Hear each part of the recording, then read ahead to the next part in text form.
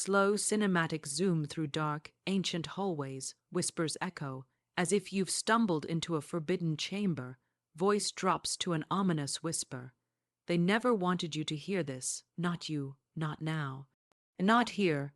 This was supposed to stay buried, locked behind the iron doors of forgotten monasteries and secret councils, whispered only in the corridors of power where kings are made and pawns are discarded.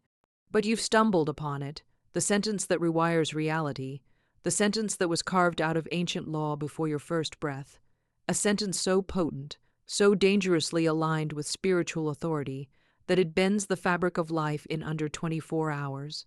You see, you were trained to believe that change is slow, that power is earned, that your destiny is a long march through broken streets, but they lied. They hid the keys. They wrapped the truth in layers of ritual and delay to keep you obedient, compliant, silent. They wanted you to think you needed years. They wanted you to kneel to process, to wait for permission from systems that profit from your hesitation. But the most ancient laws are not slow. They are not democratic. They are not negotiated. They are spoken, and when spoken correctly, they move, instantly, without a council, without a ceremony, without delay. It was never about your effort. It was about your word. The sentence I'm about to give you does not ask life to change. It commands it. It cuts through the layers of psychological chains you didn't know were wrapped around your tongue, the ones that taught you to describe life instead of directing it.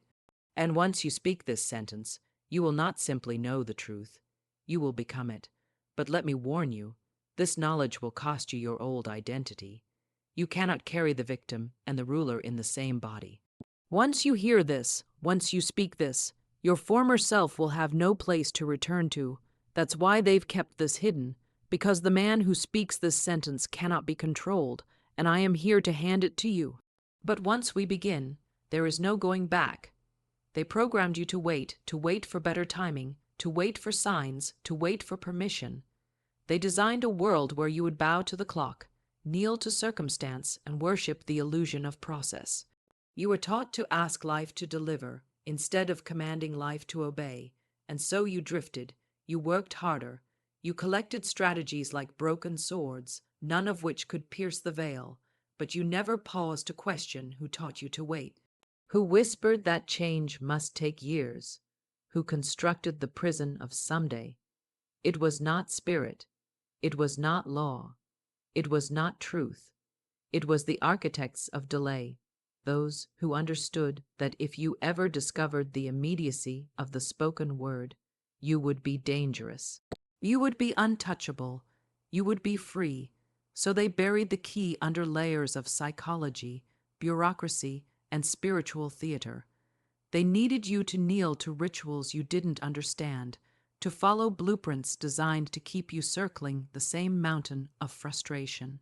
Because a man who knows he can reorder his life in 24 hours is a man who cannot be leveraged, cannot be sold to, cannot be pacified. The sentence I'm about to reveal is not motivational fluff. It is the ancient technology of command. And it terrifies the institutions that rely on your hesitation. Because the second you speak it, life moves, spirit moves, law rearranges. It does not ask you how long you've been in pain. It does not require your struggle as payment. It waits for one thing, your word, but here's the secret they fear you'll remember. Spirit is not moved by suffering. Spirit is not moved by your wounds, your exhaustion, your tears. Spirit is moved by alignment, by rhythm, by faith made audible. You've been waiting for life to give you a sign, but life has been waiting for you to give it a sentence, and the one I'm about to hand you does not tiptoe through hesitation. It does not beg, it does not apologize, it slices through false timelines like a blade, and it will divide you from every version of yourself that has ever crawled. This is the sentence that rewires. But not just your life, your identity, and once you speak it, you will not return to the man you were. You cannot. The sentence is not magic. It is law, and the law does not negotiate. The law does not ask if you are worthy.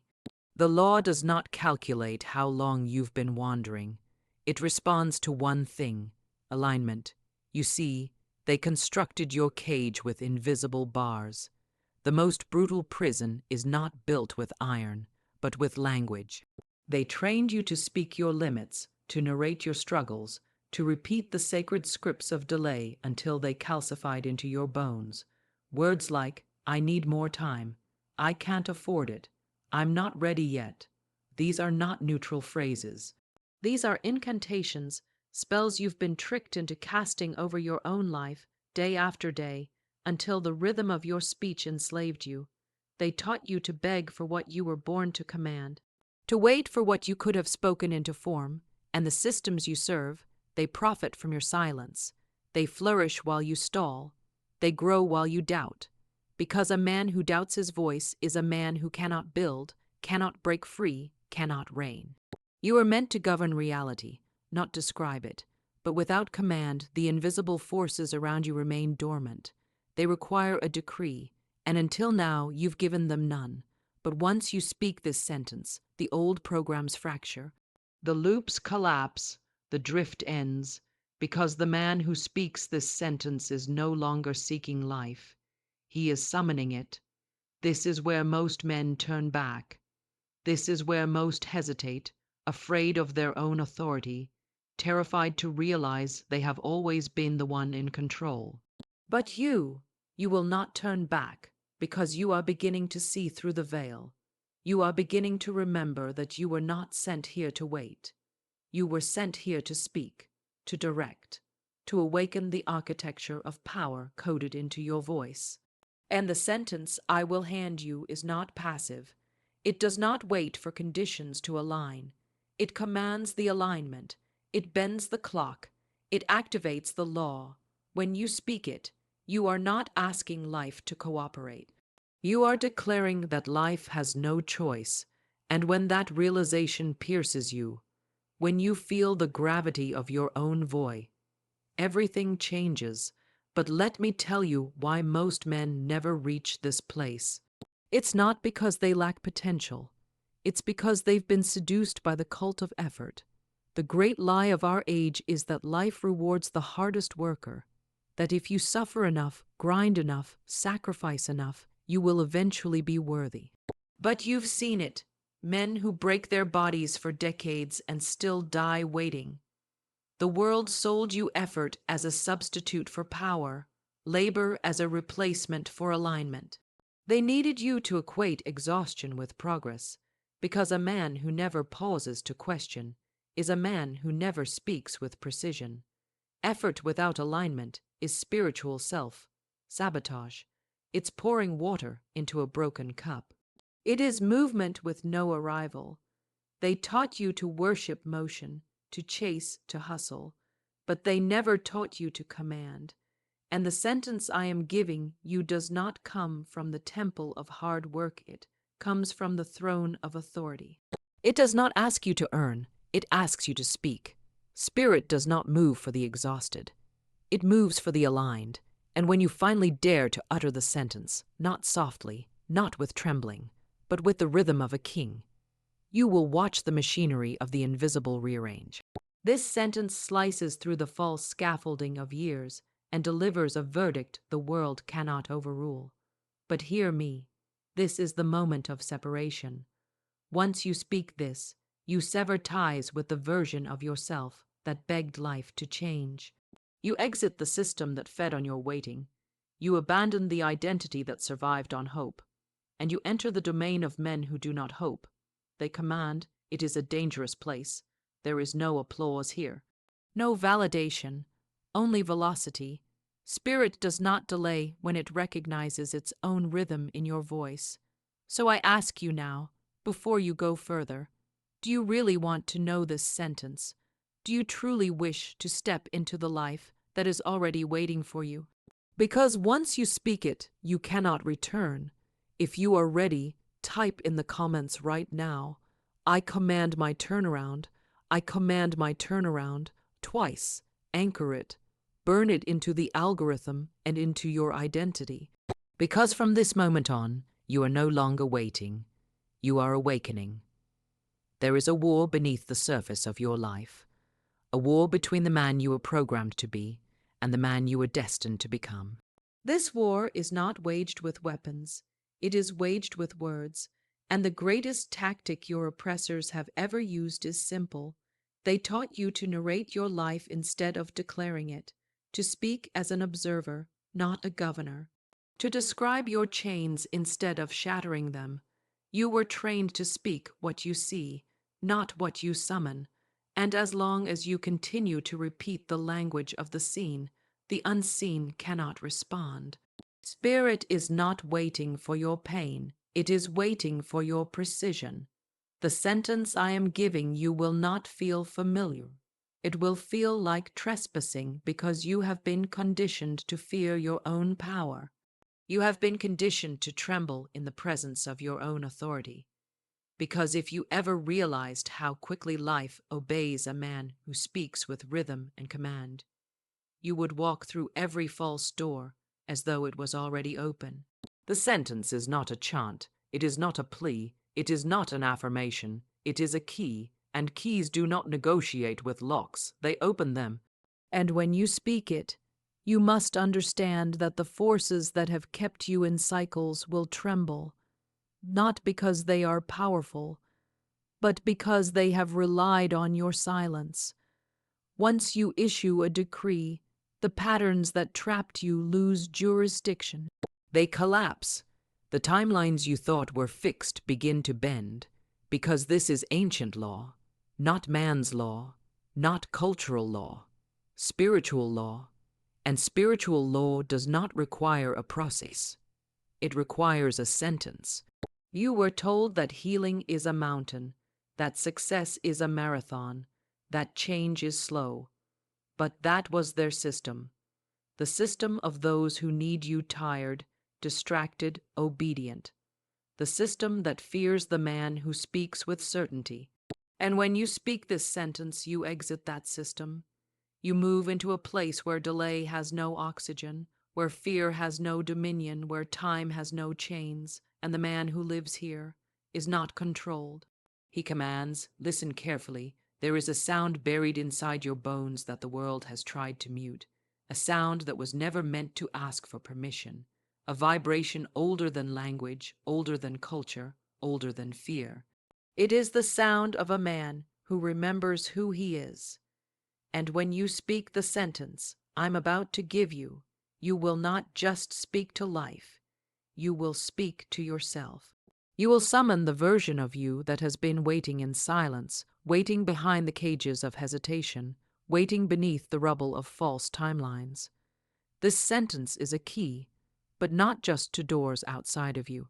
It is the key that unlocks the version of you who does not wait, who does not beg, who does not retreat.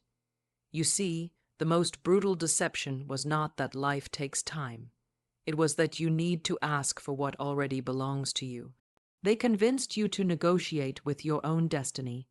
They made you a salesman in the market of your own soul, trading years for scraps, chasing shadows while the treasure was already buried beneath your feet. The institutions, the systems, the so-called authorities, they do not want men who speak like this. They do not want men who remember, because the man who remembers will no longer play by their timelines, will no longer kneel to their delays, will no longer fund their systems with his obedience. And when you speak this sentence, you will not just break your own chains, you will disrupt theirs. This is why it was hidden. This is why they told you to heal slowly, to build carefully, to wait respectfully. Because when you stop waiting, you stop feeding the machine. When you stop hoping, you start governing, and the man who governs reshapes the system. I am not here to motivate you. I am not here to inspire you. I am here to weaponize your tongue. I am here to deliver the sentence that cancels your drift, erases your delays, and calls forth the life that was already waiting in the invisible. And once you speak it, the drift is over. The negotiation is over, the spell is over, you will not be the same, you cannot be. Here it is, the sentence they buried beneath layers of delay, distraction, and doubt, the sentence they wrapped in silence to keep you wandering. The sentence that does not request, it commands. The sentence that does not beg life to change. It forces life to obey, and it is this: I now step into the life that has already been prepared for me. It appears within 24 hours by divine law. Say it aloud. Let your own voice collide with the invisible architecture of your life. Again, I now step into the life that has already been prepared for me. It appears within 24 hours by divine law. This is not poetry. This is not philosophy. This is spiritual legislation.